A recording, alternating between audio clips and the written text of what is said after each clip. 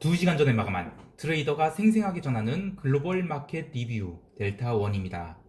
한참 전에 유행한 자기 개발서에 나오는 마시멜로 이야기 들어보셨는지요? 꼬맹이들한테 어떤 목표를 정해주고 목표를 달성할 때까지 참으면 마시멜로를 주겠다 했을 때 이 참을성을 보인 애들이 인생에서 더 나은 성과를 보였다라는 건데요. 이 실험 자체가 뭐 조작된 것이다부터 전혀 개연성이 없는 논리다 말이 많지만 어쨌든 이 투자를 하는 사람들 입장에서는 새겨들어야 할 부분이 있습니다. 조급하면 안 된다는 것이죠. 주식을 하는 분들이야 뭐 조금 일찍 사면 그래봤자 뭐 물리는 겁니다. 그런데 선물하는 사람들이 조금 일찍 사면 증거금 빵꾸 날까봐 아주 개고생을 해야죠. 옵션 매수한 분들이 조금 일찍 사면요 깡통 차는 겁니다. 옵션 매도한 사람들이 조금 일찍 팔면 회생 불가능이 빚을 지게 됩니다. 그래서 늦더라도 늦은 게 아니다라는 게 특히 옵션 시장에선 통하는 말인데요. 금덩어리가 가득 뿌려져 있는 그런 밭에서 치열한 백병전을 하고 있다고 생각해 보시죠. 그런 상황에서는 금덩어리 막 주우려고 하다가 바로 그냥 적에게 사망하게 됩니다. 그럴 때는 금덩어리 주울 생각 말고 최대한 일단 생존해야 됩니다. 그렇게 전투가 끝나서 사방에 이 적군들이 뭐 시체들이 널브러져 있고 여기저기서 뭐 살아남은 일부가 획획되고 있을 때 그때는 뭐 리어카 갖고 와서 금덩어리 마구 줍줍해도 엄청나게 거둘 수 있죠. 예. 어제 그저께 변동성이 하루에 8%씩 연속으로 16%가 빠졌어요. 그리고 변동성 현물은 9.86% 하락했는데 24.86포인트로 마감했죠. 변동성 선물은 25.350포인트로 마이너스 8.65% 하락했고, 그래서 이제 변동성 현물 가격이 변동성 선물 가격보다 더 하락한 겁니다. 제가요 이틀간 옵션 팔아갖고 그 지난번에 박살난 730 대신에 S560 갖고 왔습니다. 이렇게 좋은 시장이 얼마나 있을까 싶을 정도로 아주 훈훈하게 벌었는데요. 게다가 이 변동성 안정기에 들어선 것 같아서 별일 없으면 이번 달 내내 변동성 매도가 지속될 것 같습니다. 일중 변동성 하락폭은 점점 감소하게 돼서 점점 마진이 줄어들겠지만 이 선거 전에 옵션 매도 포지션 갖고 있었던 분들은 계속 개고생을 하다가 뭐 선거 당일에 계좌 거덜났을 거고요. 안타깝게도 그들이 탐욕이 지나간 자리를 확인한 현명한 트레이더들은 어제 그저께 이 리어카 갖고 와서 금덩어리 막고 다 망한 겁니다. 인트로가 길었는데요. 여러분, 시장 이제 좋습니다. 쫄지 마십시오. 방향성은 어떠하든지 이제 변동성 매도는 지속입니다. 물론 그 올해 4월에 그 닥친 대로 아무 주식이나 사도 물리지 않고 뭐 더블 가는 시장 그런 시장은 아닙니다만 시장 그 자체의 엘라스티시티 이게 되게 좋습니다. 그러니까 그 웬만하면 안 물릴 것 같아요. 근데 이런 말 함부로 하면 제가 어쨌든 바텀원 플레이어는 아니니까 어쨌든 잡설 그만하고요. 아시아 시장 리뷰 들어갑니다. 아시아 세션 초반에는 미국 지수 선물이 살짝 밀렸습니다. 살짝은 아니고 거의 뭐 나중에는 마이너스 1% 정도 밀렸으니까 절대 적은 건 아닌데 그래 5% 오르고 또 2% 올랐으니까 단기 조정 나올 수 있겠지 하는 분들이 계셨는데 또 트럼프가 헛소리를 해댔죠. 불복선언 뭐 이런 거요. 근데 그게 다 노이즈라고 여길 수 있었던 이유는 외국인들이 대량 현선물 매수가 오늘도 엄청나게 들어왔습니다. 외국인은 현물 7,900억, 선물은 6,000억을 사겠어요. 외국인이 현선물 동반 매수가 들어올 때는 최소한 시장은 빠지지 않는다라는 말을 하는데요. 이것에 대한 근거를 말씀드리기 전에 외환 시장에서 쓰는 용어를 하나 소개해드리죠. MAR라는 게 있습니다. MAR, Market Average Rate라는 건데요.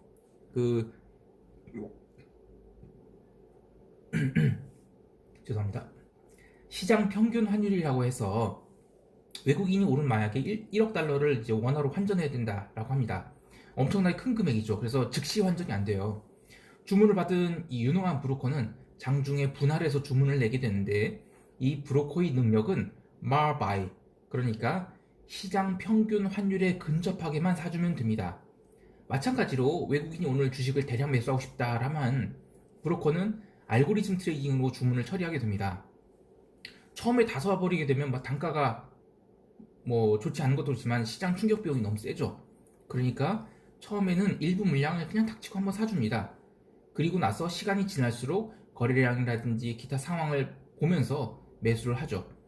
특정 시간이 지나면 그 다음부터는 이제 시간에 쫓기게 됩니다. 오늘 예를 들면 6천억을 집행하기로 했어요. 그런데 처음에 한 500억에서 1000억을 삽니다. 그때는 일단 닥치고 사는 거예요. 그런데 시장이 밀려요. 뭐 이익 실현 매도 물량 좀 쭉 밀립니다. 그러면 어느 시점부터는 더 안 빠진다 그러면 나머지 물량 제가 그 주문을 한 뭐 5천억을 더 처리해야 되는데 시간이 없어요. 그러면 그냥 닥치고 사야 되는 겁니다. 그래서 오늘 외국인 현물 매수 보면 시장 초반부터 쉬지 않고 쭉 들어왔죠. 그런데 외국인 선물 매수는 아침에 강하게 들어왔다가 12시 넘어서는 추세적으로 쭉 들어옵니다. 그러니까 오후로 갈수록 미국 지수 선물 하락폭이 커져가는데도 불구하고 외국인 현 선물 매수는 강화되었죠. 그래서 코스피 시장은 잠깐 마이너스가 보이긴 했습니다만 폭락 같은 건 없었습니다. 왜요? 그들은 오늘 주식을 무조건 사야 되는 겁니다. 그러니까 밀리면 계속 사잖아요. 그래서 빠질 수가 없는 겁니다. 오늘 기관들은 이런 걸 보면서 아주 대놓고 변동성 매도를 했어요. 전형적인 스트림 매도도 했지만 외가격, 특히 푸드 외가격을 아주 대놓고 매도를 했는데요. 다음 주면 옵션 만기일입니다. 그런데 아직도 이 외가격 푸드 레이쇼가 1대2 이하로 나오는 게 너무 많습니다. 아유, 너무 어려운 기술적인 이야기를 했나요? 아무튼 금덩어리들이 널려 있다는 겁니다. 여기서 이런 질문 하신 분 계실 거예요. 아니, 외국인은 바보라서 오늘 콜옵션, 풋옵션을 동시에 매수했나? 아니요. 전략이 목표는 동일합니다. 그런데 구현 방법이 다른 겁니다. 외국인은 먼 OTM 옵션을 매수하고 ATM에 가까운 옵션을 매도해서 버터플라이 매도를 했어요. 똑같이 변동성 매도 전략입니다. 그래서 외국인이 양매수를 했다고 착각하시면 안 됩니다. 이 정도로 하고 유럽 세션 넘어가겠습니다. 유럽은 오늘 똑같이 장중에 기간 조정을 받았습니다. 지금 최근의 반등이 이 미국발 반등이라는 것을 잊지 말아야 합니다. 포트폴리오 매니저들은 연말로 갈수록 주식을 담아야 하는데 그동안에 뭐 미국 대선이니 코로나니 해서 담지를 못하고 있다가 이벤트 종료라고 여기고 지금 닥치고 담는 겁니다. 그래서 미국이 탄력이 가장 강한 것이고, 자, 그런데 이제 유럽이 코로나 이슈는 저는 더 이상 문제거리가 아니라고 얘기했죠. 잘 보면 이 유럽과 미국의 키가 아직도 안 맞아요. 즉 year to date로 미국은 신고가 직전이고 유럽은 그렇지 않습니다. 유럽 코로나 이슈가 어떤 형태로든 가라앉기 시작하면 유럽 증시도 폭등하고 유로엔도 폭등할 겁니다. 재미있는 것은 오늘 미국 본장 1시간 전에 미국 그 10월 논팜 페이롤이 발표됐죠. 오늘 언론에서는 뭐 논팜이 너무 잘 나와서 미 국채가 하락을 하고 주가가 올랐다고 하는데요. 아유, 트레이더의 시각으로 봐야죠. 논팜 나오기 전에 이미 채권 시장은 탄력을 잃었고 아래로 기울어지고 있었습니다. 그러니까 논팜 잘 나오든 못 나오든 채권은 눌리려 했던 겁니다. 지표 발표 10분 전에 이미 아래쪽으로 밀리기 시작했습니다. 그리고 논팜 나오면서 박살이 났어요. 그런데 제가 왜 유럽 세션에서 이 얘기하냐면 유럽 채권이 같이 이제 처음엔 밀렸습니다. 독일 국채 뭐 10년 같이 밀리고 이탈리아 국채도 살짝 밀렸어요. 그런데 그 뒤로 이탈리아 국채 다 회복하고 종가 최고가입니다. 제가 얘기했잖아요. 리스크 온이라고요. 물론 일부 헤지펀드 매니저들은 이탈리아 국채를 괴로워하면서 손절하고 있겠지만 뭐 그거야 뭐 델타원 제가 뭐 이탈리아 채권 오른다고 해서 채권 오른 거예요? 그거 아니잖아요. 누가 매도하래. 자, 그래서 유럽 주가 눌리면 감사합니다 하고 담으십시오. 물론 이번 주에 그 달러가 완전히 개박살이 나서 다음 주에 달러의 언와인딩 흐름이 나올 수는 있겠지만 뭐 그건 그때 가서 생각하기로 하죠. 유럽 세션에서 또 있었던 이야기를 하면 이 커머디티 중에서 기름이 좀 빠졌는데 브렌트가 다시 40달러를 깼어요. 아우, 전 기름 싫어요.